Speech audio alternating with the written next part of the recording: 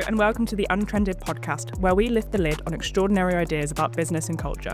I'm Nicole Jones, and with me are Billy Hamilton-Stent, Chief Strategy Officer, Carly Arletta, Account Manager, and Alistair Kirk, Midweight Copywriter. Today, we're diving into the curious case of what we do for a living, and why it's so hard to explain. It's not just our parents who struggle to wrap their heads around it. Sometimes even we have a hard time articulating what we actually do. Marketing, advertising, and creative work can feel intangible, jargon-heavy, and full of contradictions. Simultaneously high pressure, but in a very real sense, low stakes. So why is this field so inherently weird? And why does that make it both challenging and fun to explain? We'll unpack all of this and more as we explore the quirks of our industry, the cultural shifts that have shaped it, and how we can make what we do more relatable to those outside our bubble. But first, to kick us off, we're starting with Trend or Trash, where I'll share some of the latest cultural and workplace trends. Our guests will weigh in on whether they're a genuine trend or total trash. Let's dive in. So we'll now be starting with the first trend, is having a social media platform essential for career success. Does anybody here have like a LinkedIn brand that they try and adhere to? Or I find it all a bit cringe, the thought of having a personal brand. Other than being gluten-free, I don't really have anything, but I'm like, right, that's the thing that I most want people to know about me. Well, I would say you do have a personal brand on LinkedIn. I mean, maybe that's just my perspective.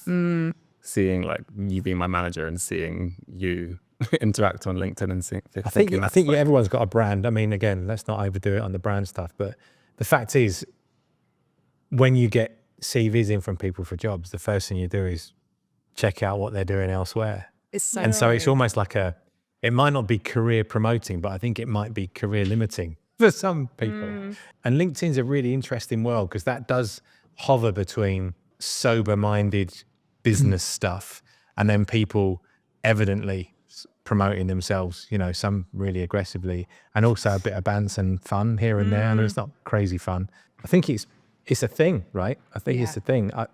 I personally don't hammer it, you know, but so I think you are scrutinised from your profiles, aren't you, for sure? You have a presence, I think, even if you're not necessarily posting.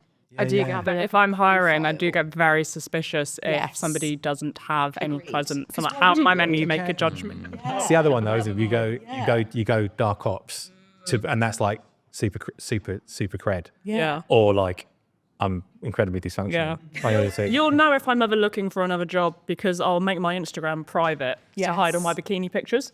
I don't want that to be the impression that people first have of me. All my bikini pictures are on LinkedIn, actually. But that's why you've been stuck in this job for years. That's Billy Hamilton-Stent, Publicis Pro, if you want to check those out. Okay, so what do we reckon? Social media branding, trend or trash? Carly? Trend. Trend. Trend? Trend. Solid. 4 for 4. So next trend, will your LinkedIn replace your CV?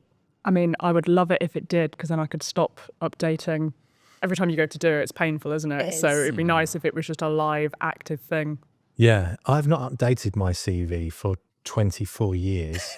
So is it still a Word document? I don't even know what it would be. I think it had my kind of like the degree I had and I worked at a baker's or something. I don't know. So I think it's definitely replaced it. I mean, it's a proxy for your CV, isn't it? LinkedIn, you quick squiz down the job roles, education. What else is it? Because there was always that weird thing on CVs where it was a kind of, you know, it was like the stuff you had done and then hobbies and interests, the 4 things. I will never forget looking at the CV of a 42-year-old who had on their achievements that they were a school prefect. I just think at some point you've got to let go of the fact, not even head boy or head girl, which might confer a sort of level of like intellectual prowess or responsibility. That's a big just tell though, just that they were a prefect. So that was quite worrying. Yeah, I mean, I think it's a live record of all your achievements, and it also, if you have a scan through the posts, it conveys an element of the personality and the general vibe of the person. I hate looking at CVs. I think broadly speaking, I've interviewed lots of good people who didn't have good CVs, so I don't really think it conveys anything. Yeah. So, I'd be happy I think to you need do away with both. this. Maybe it's a hybrid thing, isn't it? It's like you need protein and carbs. So you do need that at the moment, but I feel like it is being phased out slightly, like especially with the easy apply on LinkedIn, even though I've heard that employers won't really look at people that use that function because it's the least amount of effort and it just takes from the LinkedIn profile. But then surely you've been building your LinkedIn profile for that purpose. So it's like proof of your achievements. And I feel like it's more credible because you're linking the organizations you've worked for. Whereas a CV could, obviously they will follow up anyway, but like the link's there on LinkedIn. I think it was our industry as well, definitely. So there are plenty of industries where LinkedIn doesn't, in the academic world or, certain sectors where it's nowhere near as gobby as marketing or tech. Yeah. So there, CV, paper, hobbies and interests. I quite like the idea appreciate as well that if it's all on LinkedIn, you can't really lie about it. Like, So true. sometimes you're going for a CV and you basically got no way of knowing because references tend to just be, yes, this person worked here. So Although people have do to- lie, like some people that have worked here before and still say they work here. No longer do. Yeah. What a scurrilous lie. sound like a No. Yeah. So are we saying trend or trash? I think trend. I think a key differentiator from LinkedIn and CV is the photo, because I feel like you can tell a lot about a person from a photo, and I think that's like a validating thing. What about people who don't have a photo? Where does that put you? Well, I think that's a bit of a red flag. Right. Do you not? Well, Why it would you have poses a a question, doesn't it? Are you being super discreet or... An enigma. Yeah, you just naturally anything. Isn't there like some sort of hiring law anyway around Weird including photos? subconscious bias. You're right, actually. That's you're a really right. good point because actually we hire blind. So your CVs, like names and identifying features get removed actually, which I think is important. That's interesting. Right, actually. so there's a contentious point there, isn't there? Because you can hire blind, but almost immediately figure out what people look like and pretty much how old they are. No, I'm reversing out of this position actually now that we've uncovered What, are we that. saying it shouldn't be a trend? Well, yeah, because you can't, there's no way you can do blind hiring on LinkedIn. It's so true, actually. Because a CV, you don't have the expectation you should have a photo. We need Whereas a LinkedIn an there HR is. expert in the room, but we haven't got one. So like all good marketers, let's just figure it out. Yeah. Okay. Well, in that case, I'm going trash, actually. Let's stay with the CV so that we can continue blind hiring. I agree. Let's trash it. Yeah, I'm going to trash it now as well. Trash mine. Trash. I'm just going to go and update my profile though before Delhi. Trend number 3 are job titles like Chief Happiness Officer, adding value, or creating confusion. We don't really have any of those here, do we? I think we've stayed quite pure to the fact that everyone's job titles are broadly descriptive. What, so I thought they were just like jokey things. Are they actually genuinely roles? Yeah, some companies really do have these like bizarre job titles. You do get, so I think you get your kind of the really outliery ones like Chief Happiness Officer, but you also get, so the ones that I think that are credible, but also a little bit strange sometimes are like Chief Innovation Officer. Chief People Officer. For some reason as well, there's this weird, like sales has now become revenue. So you don't say, you get Chief Revenue Officers, don't you? Right? Like, sales directors or whatever. So I think the job titles are always on the morph, but when people have got really outliery ones, It's a red flag, just as a personality, isn't that's it? a red flag, yeah. But what I find quite tricky is that so my job title, head of copy, head of content, it can mean so many different things. Like sometimes I see the jobs that I see on LinkedIn for head of content can be about writing, or they can be about strategy, or they can be about producing TV shows at ITV. So it's job titles in general, not very clear these days. Yeah, I think I think we can put this one to bed quite quickly, don't But you? also just a question, if anyone knows, how would you move into a role like that from another role? Like, for example, the happiness, is that like a HR related? I Yeah. would say yeah. It was Innocent did it. I remember they did it ages. They started to do really crazy job titles. It was almost like a marketing exercise. Well, I It think kind of worked for them. Yeah, I think for like startups and stuff where they're trying to be a bit more like innovative and different from the kind of more like blue chip and whatever. Quirky. That's quirky. I think that's like a bit of an attraction method. Or is it a weird thing where someone's been at a company for too long and they need a promotion, but there's nowhere for them really to go in So a new true. meaningful sense? And so somebody just true. makes up some nonsense in order to get them to feel like they've moved on, even though they're probably doing the exact same shit. You know what I mean? So true. Well, that is a scurrilous thing, and I don't support it, and I never have. That would never happen. Billy Hamilton Stent, head of almost something. Yeah. Yeah, Okay, so we're all agreed this one's a trash. this one's a trash, definitely. Trash.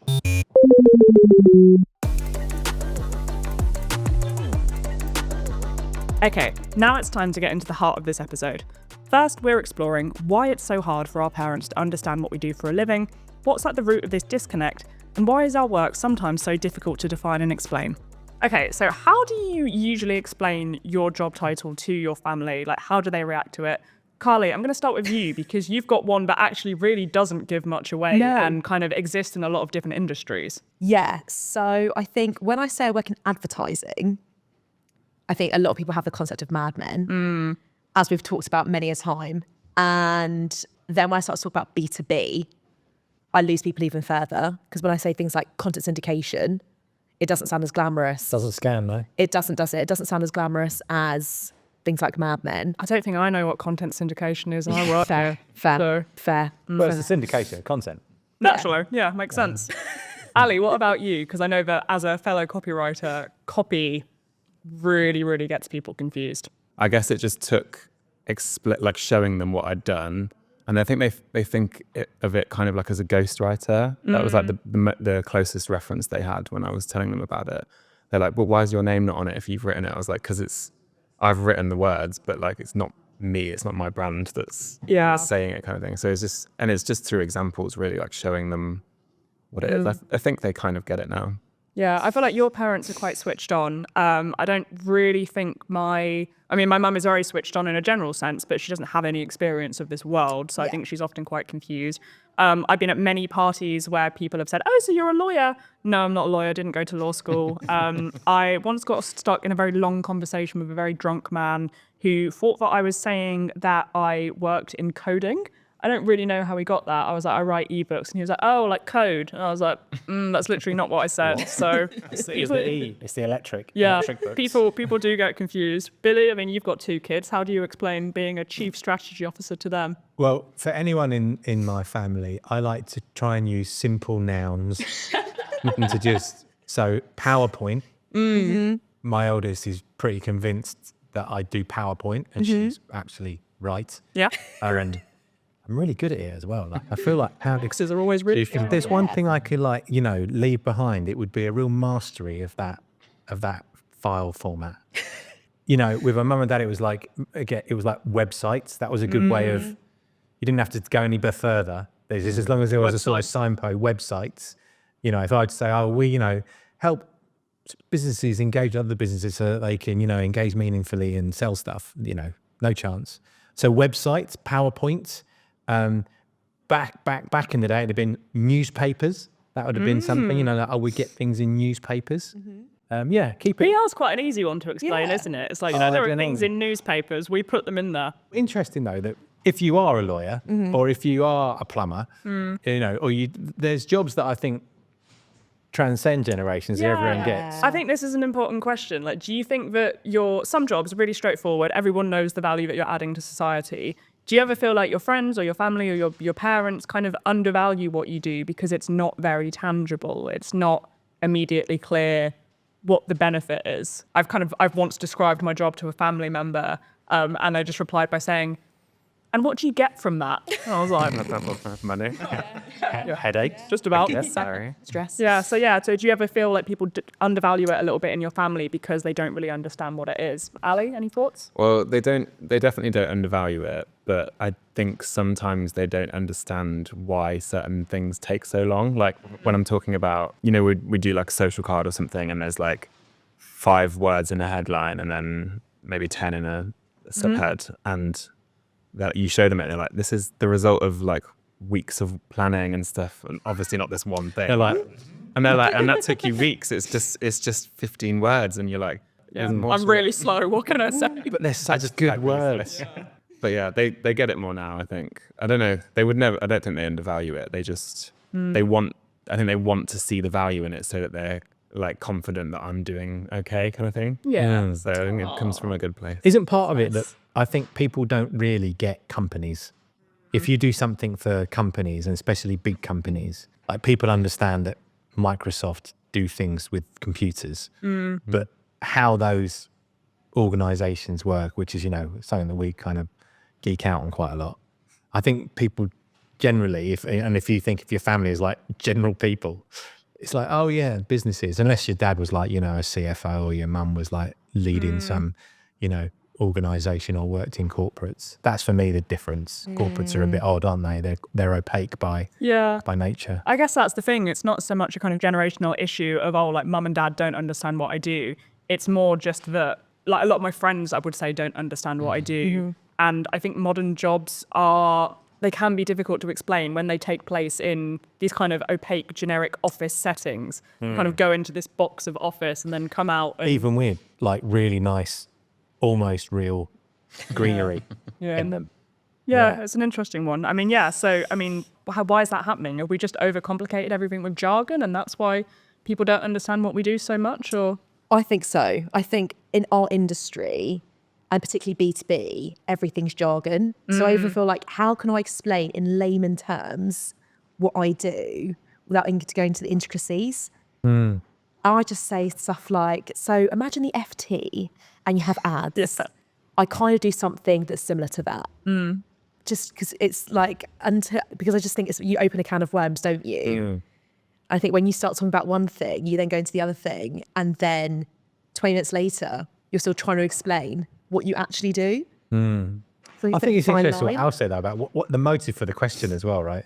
I think your family they just sort of want to know you're doing all right, or not. True.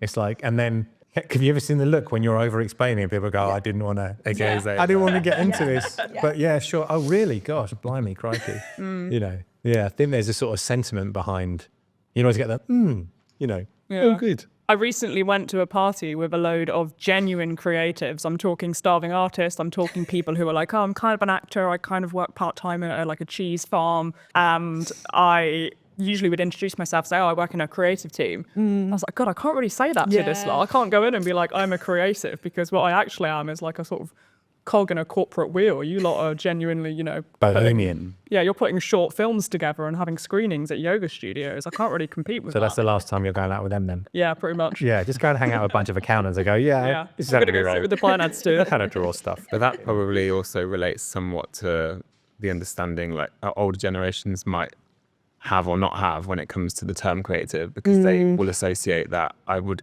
imagine, with those examples you listed rather than what we would know more of it as like a career creative. Not that you can't have a career the other way. Or just having like creative as a noun, right? I'm a creative. That's like, that is still fairly new country. I mean, if you're in the ad world, or but if you go, I'm a creative, the fact that it has got that definition rather than I am somewhat creative or I'm a painter or whatever, I think that's very industry specific, isn't it? Yeah. It's interesting as well, I think, when you look at the cultural references. Obviously Mad Men is the one that you always go to. So often when people ask me like, oh, what is it that you do? I go, have you ever seen Mad Men? I'm like, it's kind of like that, but also completely different in the sense of trying to convey, why is it that somebody would pay you to have an idea? Can't people just have their own ideas? I kind of use that as a framework and be like, and then just kind of strip out all of the sex and the booze and all of the other good stuff. And then, but like add in some equal rights for women and so on. Yeah, of course that was then. Yeah.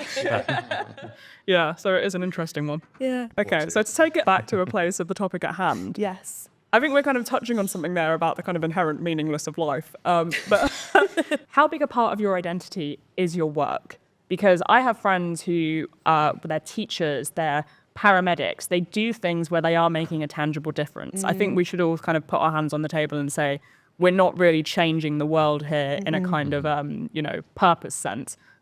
But how big a part of your identity is being a creative, is working in advertising? Does it play into it? Or are there sort of two things that you just separate? You just do this because you're like, this is something that I'm good at and can do? It's definitely a big part of mine, I think, because when you probably relate to this as well, being from studying English and stuff at university and like not really knowing what an English degree is going to do in terms of career, and like you're always kind of presented with teacher or lecturer or like an academic or a novelist or something like that, and then there was kind of like a huge grey area of like what else is there. And when you find a career that uses your skill, you really want to show everyone that you are offering something that like it's not just, I don't know, I think at the beginning I was a bit like imposter syndrome-y about it, because I was like, what qualifies me to do this really? Everyone does some sort of academic writing at university and stuff like that, but I think the more you do it, the more attached you are to the role you do, and you're more proud of it, I think. What about you, Carly? So I feel like I can separate them, but in the sense that I don't necessarily develop the client services stuff outside of work, if that makes sense. So I always pride myself on being a personality hire, and just put it out there. And I think my personality is a big part of my job and like why I'm good at it and why I enjoy it. But where I feel like it's different with you guys, because you know, if you wanted to like develop your writing outside of work, write books, you know, have blogs, all that kind of thing, I feel like that would feel more natural because of what you guys do. Whereas for me, I don't know how I would, apart from having a personality and, you know, talking to people and all that kind of thing, how I would then have, how that would be part of my identity outside of work, if that makes sense. But then I do think, and this is somebody as a career changer and spent most of my 20s in a career that I was really unhappy in, for me, it's not necessarily an identity thing, but it's like, I feel that I'm happy in myself outside of work because I am in a job that I enjoy, that isn't a whole part of my life, but it doesn't make me unhappy that then transcends into other areas of my personal life where I felt that was impacted in a career I was unhappy in, if that makes sense. What was the career you were doing before? HR. Oh, interesting. Yeah. So you have to be quite closed off in HR, and you're open. Are you closed off in HR? Is that?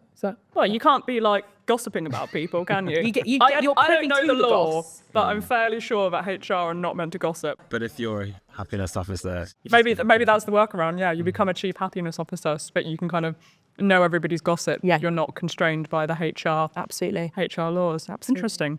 Billy, I mean, for you, obviously, this is a company that you founded, so presumably this is a fairly big bit of your identity over the last 20 years or the so. owner manager card. It is, yeah, really. I guess it's really big. I'm not like wildly comfortable with that, but yeah, you can. There's a sort of kudos that goes with it, isn't there? I think, unfortunately. Because I wouldn't say you're the traditional like business leader mindset that kind of gets off on being the person who runs the show. I mean that in a very nice way. I think you're a very down to complete transparency. You know, I don't run a big chunk of the show these days, but yeah, I think it does. It's really there's that. I remember listening to something on the radio not so long ago about how knowing what somebody does for a living is a much more significant part of just like social discourse these days.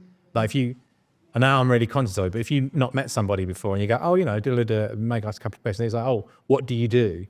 It's kind of up there, isn't it? It's in the top 5 kind of icebreakers. So I think most people are perhaps increasingly defined by that. It feels like work, I don't know, for better or worse, plays a much bigger part in what we do in our lives. Might be because those lines blur a little more now, especially in our sectors, you know, where you work from home and diddle-a-diddle-a-day, it becomes a bit more of what you are.